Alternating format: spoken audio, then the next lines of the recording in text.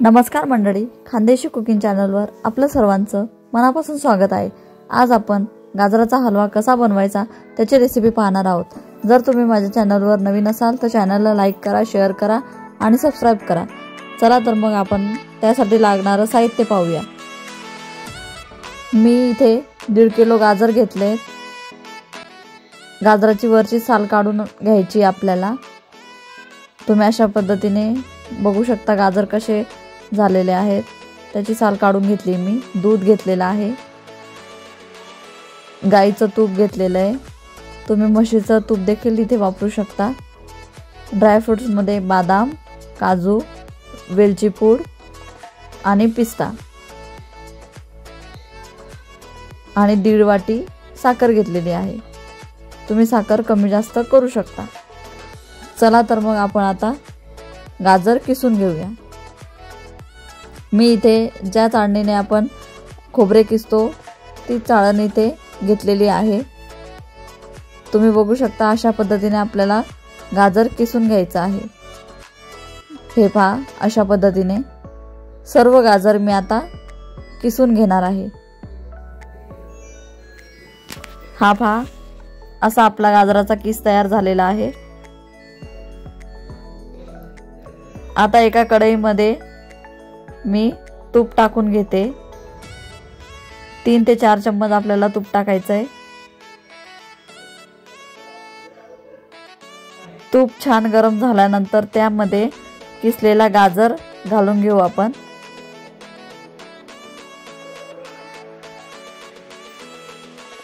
सर्व किस मी इथे घालून घेते।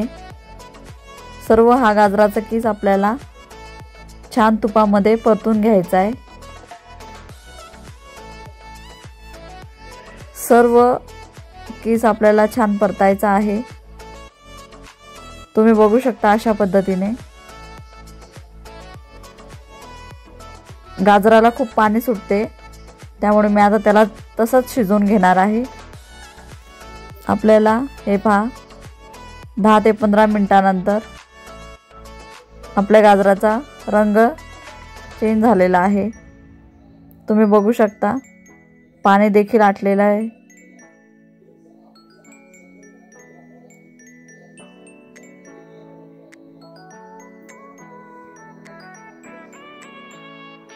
आता यामध्ये मी दूध टाकून घेते। दुधावरची साय देखील मी टाकून घेतलेली आहे। तुम्ही यामध्ये खवा देखील वापरू शकता। आता मी दूध सर्व मिक्स करून घेते। तुम्ही बघू शकता अशा पद्धतीने सर्व एकजीव करून घेतलंय। आता यामध्ये वेलची पूड देखील मी टाकून घेते। सर्व आपल्याला मिक्स करून घ्यायचं आहे।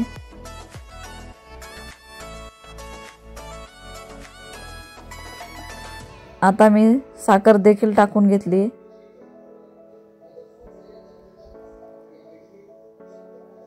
साखर देखील आपल्याला छान अशी मिक्स करून घ्यायची आहे।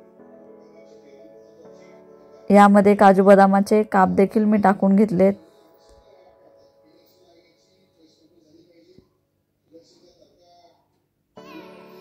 सर्व मी आता मिक्स करून घेते। हे पहा, आपल्याला हे दूध सर्व आटवून घ्यायचं आहे। 10 ते 15 मिनिटं आपल्याला शिजवून घ्यायचं आहे मंद आचेवर।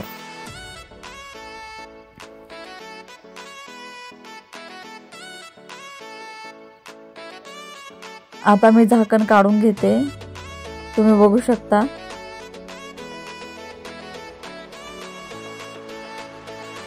अजून दूध आटलेलं नाही। परत आपण याला मिक्स करून घेतलंय। आता मी याला झाकण न ठेवता शिजवून घेणार आहे। 5 ते 10 मिनिटं आपल्याला असं शिजवून घ्यायचं आहे। आता मी एका तडका पॅन मध्ये 2 ते 3 चम्मच तूप टाकून घेणार आहे।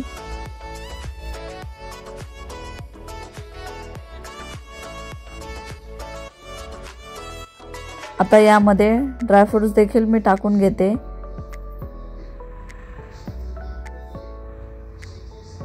अशी जर वरतून फोडणी दिली तर हलव्याला छान चव येते। आता मी हे टाकून घेतलंय। छान आता याला सर्व असं मिक्स करून घेऊ। तुम्ही बघू शकता दूध देखील आता पूर्ण आटलेला आहे। आपला हलवा देखील आता कोरडा झालाय।